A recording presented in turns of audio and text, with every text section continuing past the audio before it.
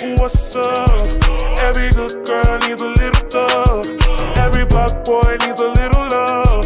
If he put it down, I'ma pick it up, up, up. Hit him up, hit him up. In the truck, got it tucked. He get it up, pocket stuck all night. I like.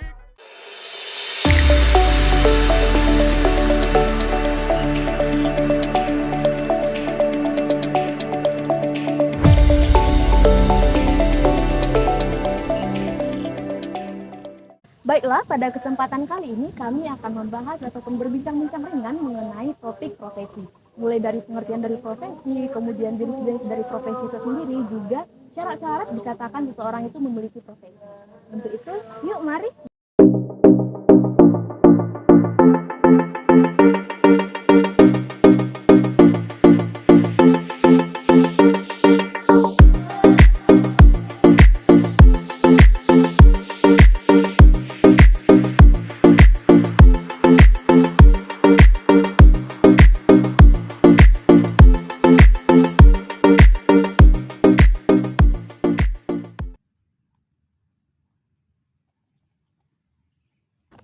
Pemandangan di sini bagus ya. Anginnya juga sepoi-sepoi.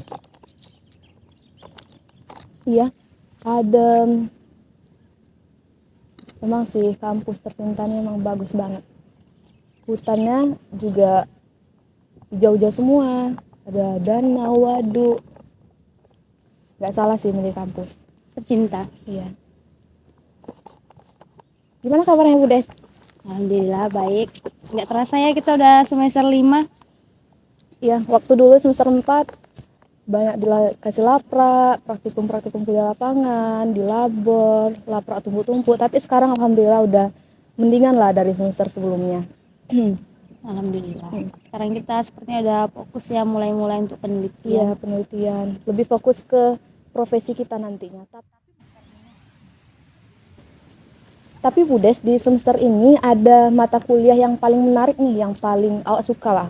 Itu tentang pengembangan profesi guru. Nah, pada hari ini, pada kesempatan kali ini kita mau bincang-bincang asik nih tentang profesi. Menurut Bu Des, kira-kira apa sih profesi itu sendiri?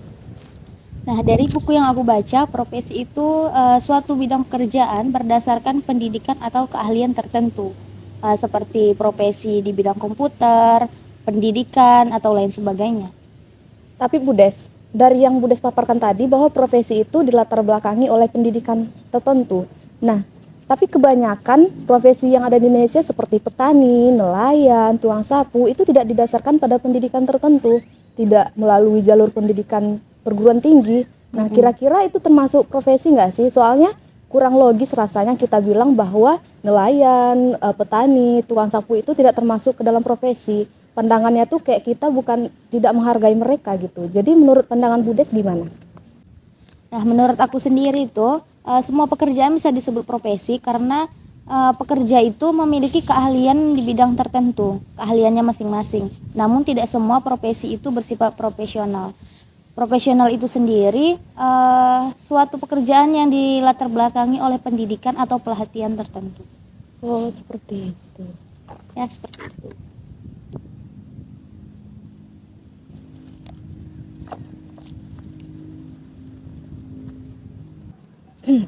Tapi Bu Des, kalau kayak nelayan, terus juga tukang sapu, petani, itu rasanya nggak ada lah orang tuh melakukan pelatihan-pelatihan khusus gitu.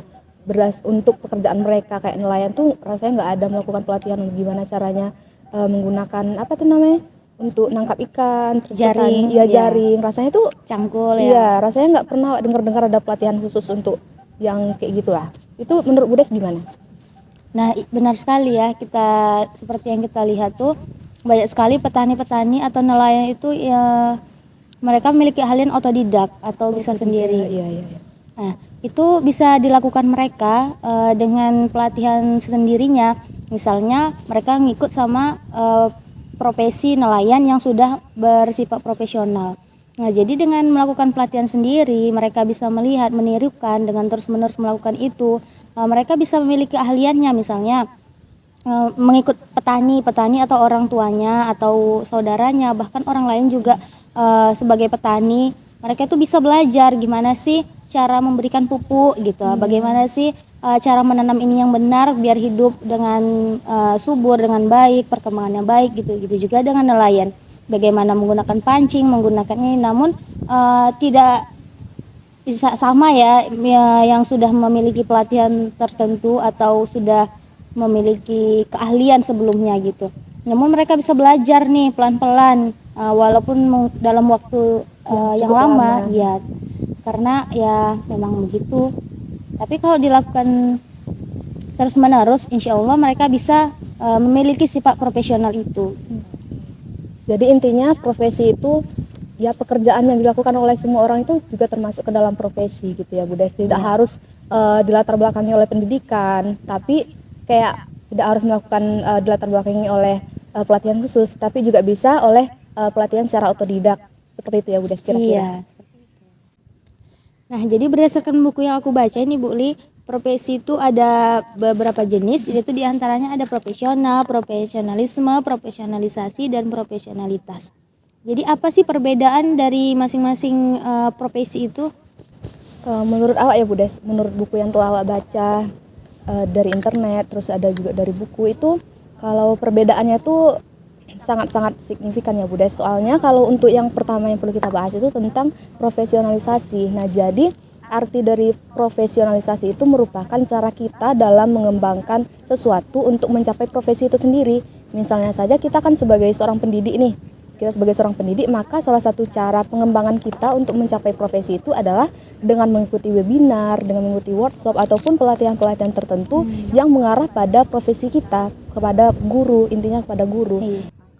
Kemudian yang kedua tuh ada yang namanya profesionalisme. Nah, profesionalisme itu merupakan cara kita dalam menggapai profesi yang kita inginkan, yaitu kalau misalnya FKIP nih, berarti profesi kita itu otomatis ingin menjadi guru dong.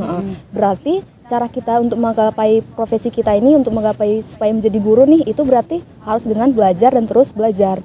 Kemudian juga ada yang namanya profesionalitas. Artinya di situ adalah profesionalitas ini merupakan cara kita dalam meningkatkan potensi yang ada di dalam diri kita dan cara terus mengasah potensi yang ada dalam diri kita.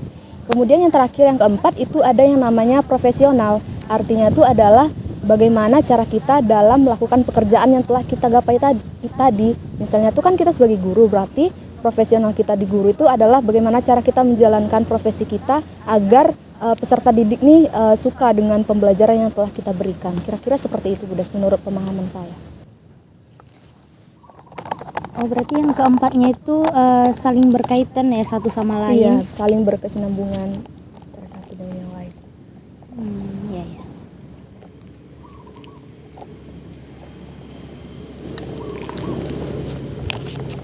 Tapi Bu Des, kira-kira apa sih syarat ataupun karakteristik nih agar seseorang tersebut dapat dikatakan memiliki profesi? Kira-kira ada nggak? Nah, dari buku yang aku baca ini dan yang aku ingat ada 7 syarat-syarat agar seseorang itu bisa disebut memiliki profesi. Yang pertama itu mempunyai pengetahuan yang khusus. Nah, seperti kita ini kan di FKIP, calon tenaga pendidik, nggak mungkin kita mempunyai pengetahuan pertanian itu lebih banyak daripada pengetahuan kita sebagai guru. Nah, sebagai calon guru kita harus mempunyai pengetahuan seperti ilmu pedagogik, bimbingan konseling dan sebagainya, karena itu pengetahuan itu bekal kita untuk bekerja nantinya sebagai seorang guru. Nah, selanjutnya itu menyertakan intelektual. Intelektual itu ya itu sendiri kecerdasan yang kita punya, pengetahuan yang kita punya, pengetahuan yang khusus tadi.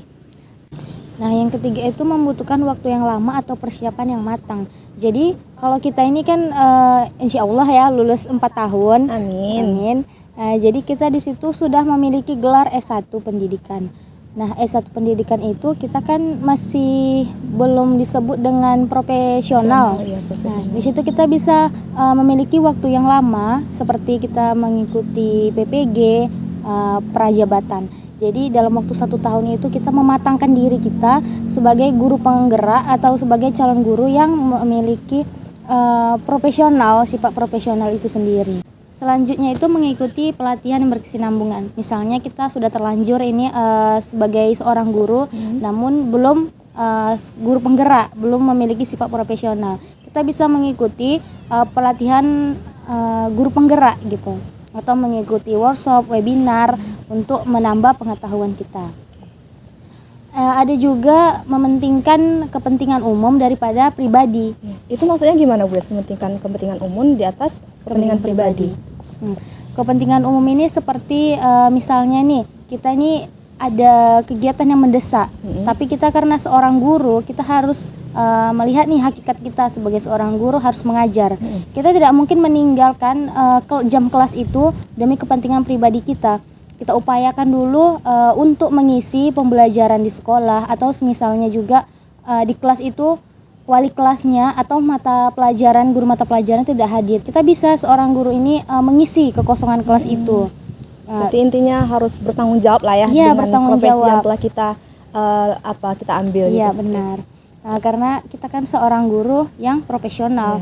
Kita lihat oh ya, kelas 2 nih gurunya nggak ada, wali kelasnya nggak datang, atau mata pelajaran nggak datang. Kita bisa menggantikan mereka walaupun bukan jam kita nih. Kita udah capek ngajar 1 harian misalnya.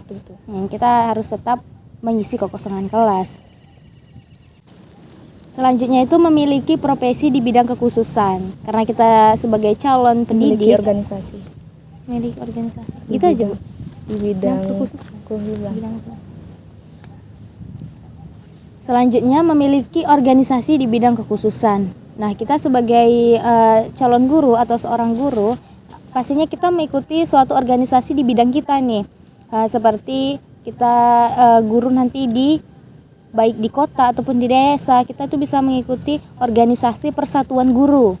Agar nantinya biar saling bertukar itu pikiran ya Bu Des. Iya, kita mempunyai silaturahmi antar guru. Jadi kita bisa diskusi nih, apa saja sih, bagaimana perkembangan kurikulum misalnya, di daerah gimana, di luar gimana gitu. Jadi kita bisa menyamaratakan pendidikan itu gitu, tidak ketinggalan walaupun kita nantinya di desa atau di kelurahan. Nah, selanjutnya memiliki kode etik.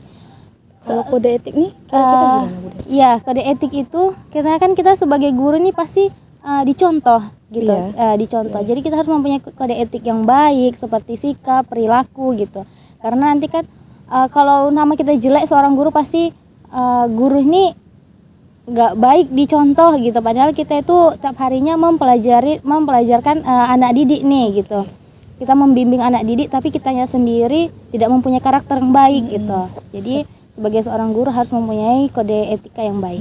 Berarti lebih tepatnya itu memang betul bahwa guru itu memang harus digugu dan ditiru berarti ya, berarti termasuk ke dalam kode etik itu sendiri. Ya, seperti itu. Dari hasil bincang-bincang tadi dapat disimpulkan bahwa profesi adalah suatu bidang pekerjaan yang didasarkan oleh pendidikan atau keahlian di bidang tertentu. Setiap pekerjaan bisa disebut profesi, namun belum tentu memiliki sifat yang profesional. Adapun syarat-syarat agar seseorang bisa disebut memiliki profesi, yang pertama adalah memiliki intelektual, memiliki keahlian di bidang tertentu, mementingkan kepentingan umum di atas kepentingan pribadi, memiliki organisasi di bidang kekhususan, dan lain sebagainya.